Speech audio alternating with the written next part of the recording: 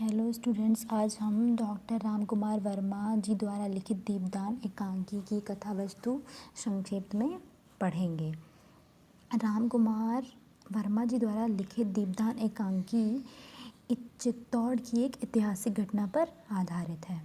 महाराणा संग्राम सिंह की मृत्यु हो जाती है तो उसके पश्चात उनका जो छोटा भाई होता है पृथ्वी सिंह, उसका जो दासी पुत्र होता है बनवीर, वह चित्तौड़ की गद्दी पर बैठना चाहता है। उसके अंदर गद्दी पाने का लालच आ जाता है। उसके हृदय में निष्कंटक राज्य करने की इच्छा प्रबल हो जाती है और वह जो होता है बनवीर, वह रात में सोए हुए महाराणा विक्रमादित्य की हत्या कर देता है और राज्य के उत्तराधिकारी राणा सांगा का जो 14 वर्षीय पुत्र होता है उदय सिंह, उसकी हत्या करने की तैयारी करता है।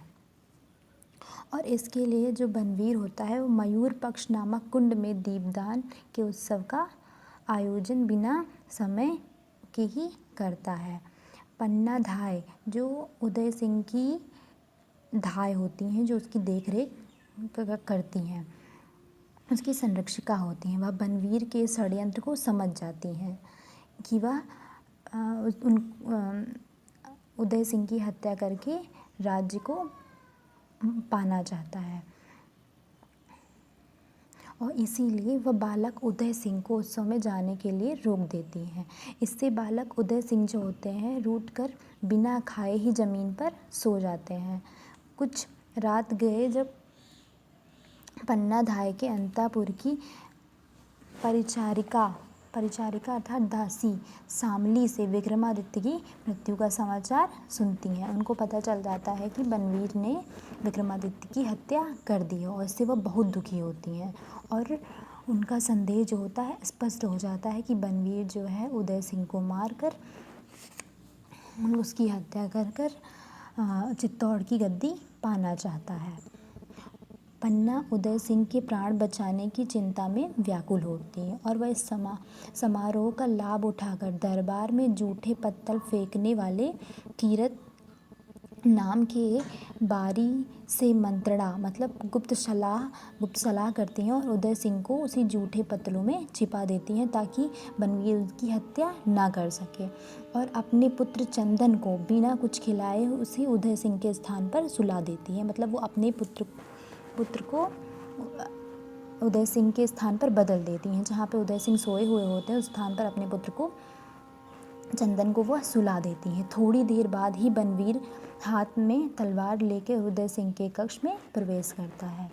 इधर उधर की बात पूछने के बाद वह पन्ना धाय को जागीर देने का लालच देता है। मतलब उनको लालच देने की कोशिश करता है पन्ना धाय को कि वह बता दें कि उदय सिंह कहाँ है, किंतु पन्ना धाय षड्यंत्र में शामिल नहीं होती हैं, उसको साफ इनकार कर देती हैं और पन्ना धाय उनकी बातों पे ध्यान न देकर अपने कर्तव्य के प्रति वो दृढ़ रहती हैं और अंत में बनवीर को फटकार देती हैं। उनको गुस्सा आती है और वह उसको डांट लगा देती हैं। इसके बाद क्रुद्ध होकर बनवीर होता है वह उदय सिंह को खोजने लगता है और पन्ना धाय साहस के साथ उनको गुस्सा आता है पन्ना धाय को साहस के साथ तलवार उठाती हैं और बनवीर पर आक्रमण करती हैं, किंतु वह व्यर्थ जाता है, बनवीर बच जाता है। इस पर बनवीर दौड़कर पलंग पर सोए हुए चंदन को उदय सिंह समझकर पन्ना की आंखों के सामने उसे तलवार से मौत के घाट उतार देता है। मतलब उसे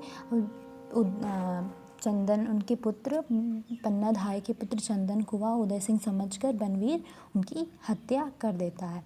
इस प्रकार बनवीर के क्रूर कांड और पन्ना धाय के अपूर्व त्याग और बलिदान के साथ इस एकांकी की कथा वस्तु समाप्त होती है। धन्यवाद स्टूडेंट्स, लाइक और सब्सक्राइब ज़रूर कर दीजिएगा। Thank you.